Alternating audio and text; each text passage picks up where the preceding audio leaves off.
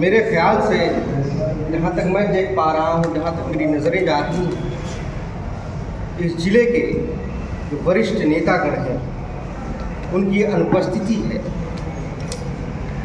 ये नितांत पूरी तरीके से गलत है। मेरे ख्याल से आज इस कार्यालय में समाजवादी पार्टी के जो वरिष्ठ नेता हैं समाजवादी पार्टी के, उनकी मौजूदगी लाजमी थी, उनको रहना चाहिए। मेरे ख्याल से ऐसा नहीं है कि उनको सूचना नहीं थी, जिले के जिलाध्यक्ष को रहना चाहिए था। इस बात का बड़ा दुख है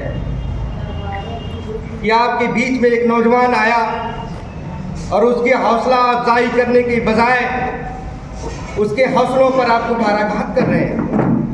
दुख है इस बात। खैर, उन सब का भी मैं बहुत आभार और धन्यवाद व्यक्त करता हूं, चाहे वो प्रत्यक्ष रूप से हो चाहे अप्रत्यक्ष रूप से हो। वो इस जिले के वरिष्ठ नेता हैं, उनका दिल की गहराइयों से मैं सम्मान करता हूं और सदैव करता रहूंगा।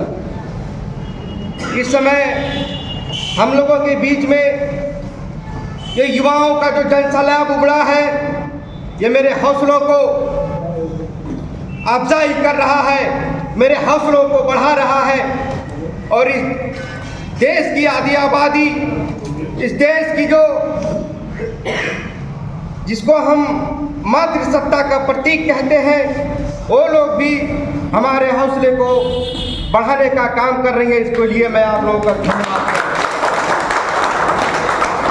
साथियों, हम लोगों के बीच में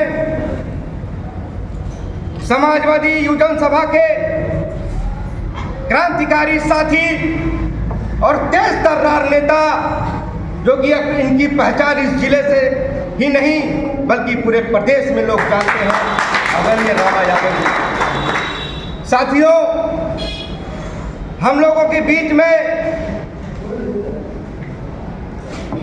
समाजवादी लोहिया वाहिनी के जिला अध्यक्ष हमारे छोटे भाई, और ये भी अपनी पहचान पूरे प्रदेश में रखते हैं, इस जिले तक सीमित नहीं रखते हैं, आदरणीय विश्वा यादव जी। साथियों, दूर दराज के जिलों से या आसपास के जिलों से चल करके आए हमारे छोटे भाई, चाहे वो दिव्यांश श्रीवास्तव हो, चाहे वो हैरी यादव हो, चाहे अदल त्रिपाठी हो, चाहे वो आजम भाई हो, विपिन भाई हो, देवेंद्र भाई, आपके हमारे जनपद के ही है अनुसूचित जाति के जिला अध्यक्ष, इनका भी मैं तहे दिल से खैर मकदम करता हूँ। साथियों, मैं लगता है एक एक शख्स को जानता हूँ, पहचानता हूँ, क्योंकि एक लंबी फेरिस्त है, किस किस का नाम लूँ। जर्सी भाई है, अजय भाई है, तमाम लोग ऐसे साथी हैं, विवेक भाई है, एक गोस्वामी जी है, तमाम साथी हैं। इसका नाम लूँ, प्रदीप भाई है, ये बात जो है पुरावस्ती 12 से चल करके आए हैं, तमाम साथी हैं। राजेश जी हैं, श्रावस्ती से चल के आए, गिरीश भाई हैं, आज देवरिया चल के आए, जयराम से चल के आए, राहुल बाबा जो लोहिया वाहिनी के क्रांतिकारी साथी हैं, तमाम लोग हैं। हैदराबाद से चल करके आए, अयोध्या के समाजवादी लोहिया वाहिनी के अध्यक्ष जी आ जाओ इधर। आप जो है क्रांतिकारी साथी हैं, लगातार हमारे हौसलों को बढ़ाने का काम करते हैं और इस जिले के महिला सभा की अध्यक्षा आदरणीय प्रिया पाठक जी हैं। मेरे ख्याल से मैं सभी साथियों का नाम जानता हूं, क्योंकि नाम लूँगा तो काफ़ी समय निकल जाएगा, इसलिए मैं आप सबसे माफ़ी चाहते हुए इजाज़त चाहता हूं कि आप मुझे अपनी बात रखने का मौका दें। भैया तुम संघर्ष करो, हम तुम्हारे साथ हैं। समाजवादी पार्टी जिंदाबाद जिंदाबाद।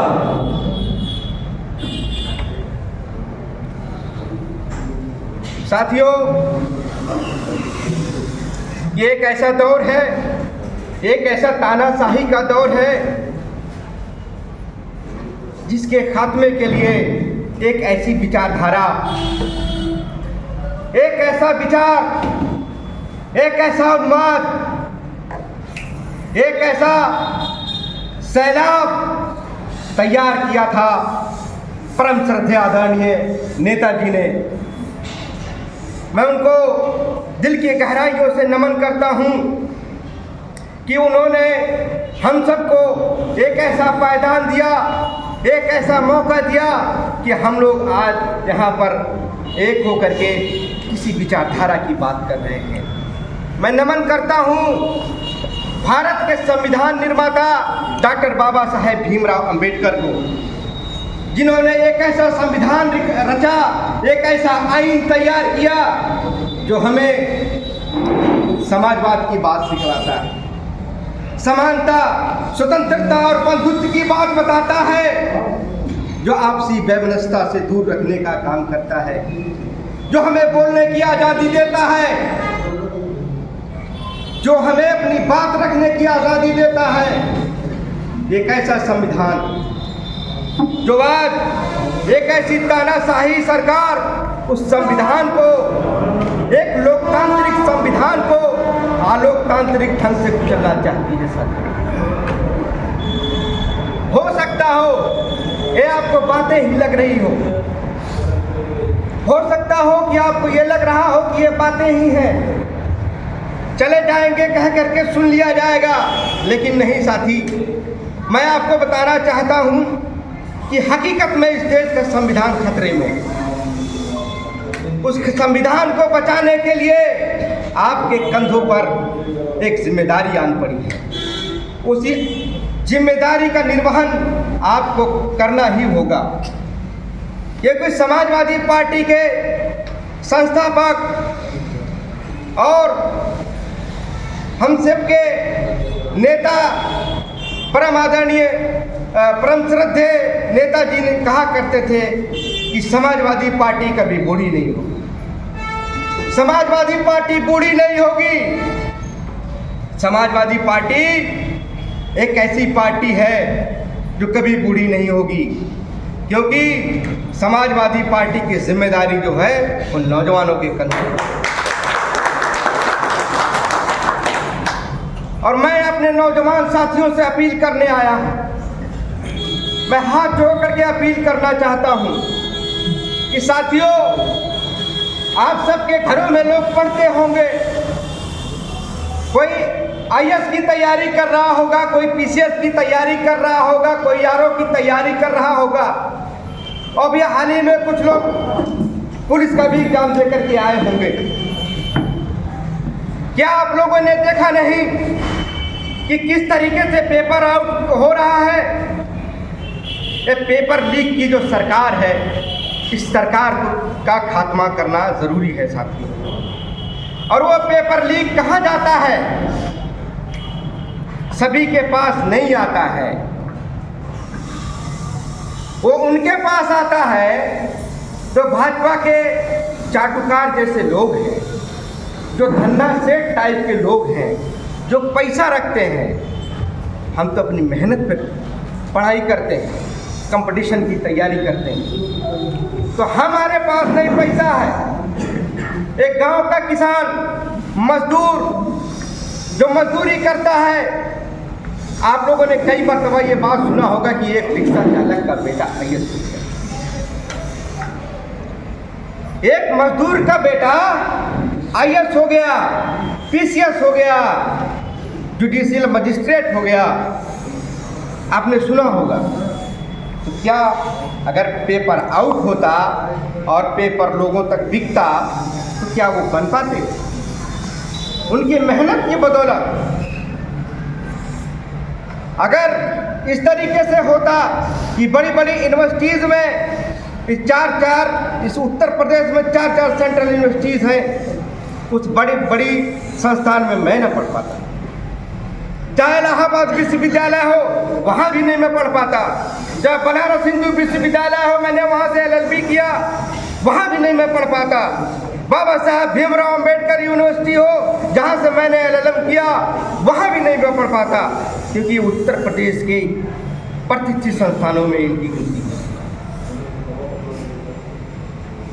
लेकिन साथियों, मैं आपके जुनून की, आपके ताकत की मैं बहुत कद्र करता हूँ कि इस देश में लोकतंत्र नहीं बचेगा। जो भारत के संविधान में उद्देशिका में ये मेंशन किया गया है समाजवाद, वो समाजवाद नहीं बचेगा। इस प्रदेश की सत्ता नहीं बचेगी, इस देश की सत्ता नहीं बचेगी अगर आप हाथ पे हाथ धरे बैठ जाएंगे। इसलिए आप लोगों से मैं अपील करना चाहता हूं कि जो भी हो, कम खाना, कम पहनना, लेकिन अपने घर के बच्चे को पढ़ाना चाहिए। आपको पढ़ाना होगा, शिक्षा देनी होगी, लेकिन ये भाजपा के लोग इस शिक्षा पर भी कुठाराघात कर रहे हैं। लोगों के आरक्षण छीने जा रहे हैं, आरक्षण को पूरी तरीके से खत्म किया जा रहा है। अगर ये सरकार दोबारा तानाशाही रवैया अपनाती है या सत्ता में आती है, तो मेरे ख्याल से संविधान में बहुत से संशोधन हो जाएंगे, बहुत सी चीज़ें बदल जाएंगी।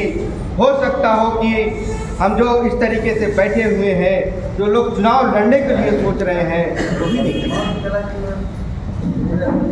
ये भी तमाम चीज़ें ऐसी हैं भाजपा की नीतियों में, ये नीतियाँ नहीं हैं, उनकी कुनीतियाँ हैं जो लोगों को बरगलाना चाहती हैं।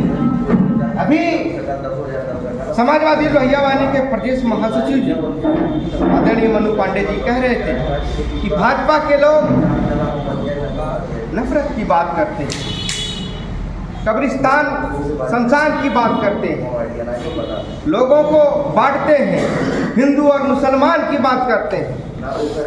तो मैं उनसे पूछना चाहता हूँ, मैं उनसे कहना चाहता हूँ, कब तक मजहबी नशा बांटिएगा? कब तक मजहबी नशा बांटिएगा? उन्माद वाली हवा बांटिएगा? कब तक मजहबी नशा बांटिएगा? उन्माद वाली हवा बांटिएगा? ये मंदिर और मस्जिद शिवालों के झगड़े और वतन हो ना होगा तो क्या बांटिएगा? साथियों, मैं और एक बात कहना चाहता हूं कि मेरे तकदीर के कातिब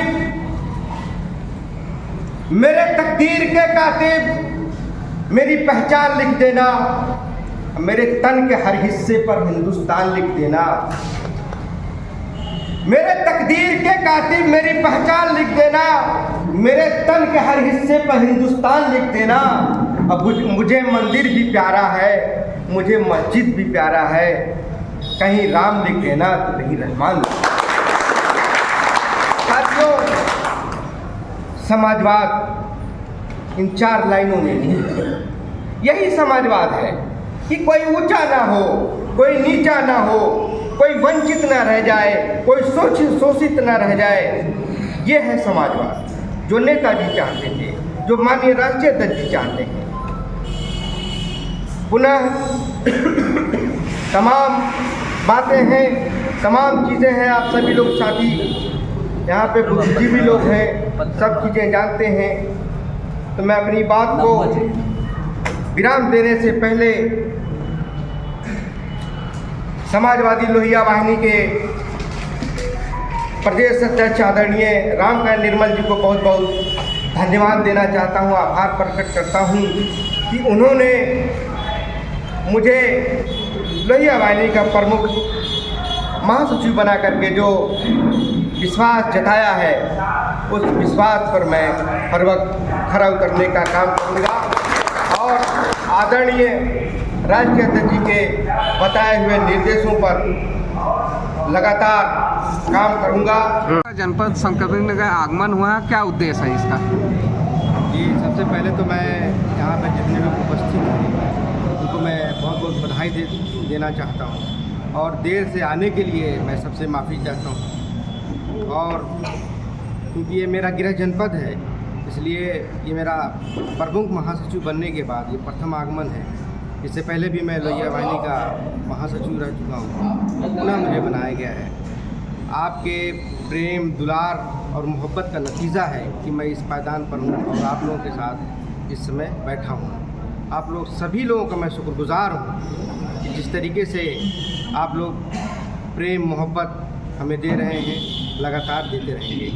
और समाजवादी पार्टी जिस तरीके से इस समय काम कर रही है, समाजवादी पार्टी के जो हमारे युवा साथी लगातार बूथ से लेकर के सेक्टर, जोन, हर पायदान पे काम कर रहे हैं। उस समाजवादी कारवां को आगे बढ़ाने के लिए हम लगातार अपने युवा साथियों में एक जोश भरने के लिए, प्रेरित करने के लिए हम पुनः अपने जनपद में आए हैं और लोगों से अपील करने आए हैं कि आने वाली जो तारीखें हैं, जो आने वाला समय है, उस समय को जो एक ऐसी तानाशाही सरकार है, उस सरकार को के खात्मे के लिए हम लोगों को काम करना है। इस उद्देश्य से हम लोग यहाँ पे आए। लोकसभा चुनाव में लोहिया वाहिनी की क्या भागीदारी है? समाजवादी लोहिया वाहिनी कोई भी चुनाव हो, चाहे वो लोकसभा का हो, चाहे कोई भी चुनाव हो, वो पार्टी के स्तर से जो भी राष्ट्रीय अध्यक्ष जी का दिशा निर्देश रहता है उस पर हम लोग काम करते हैं और आगे भी करते रहेंगे।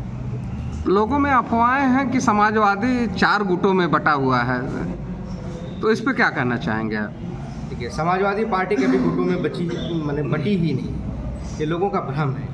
ठीक है, समाजवादी है, समाजवादी एक विचारधारा है और विचारधारा कभी बढ़ती नहीं।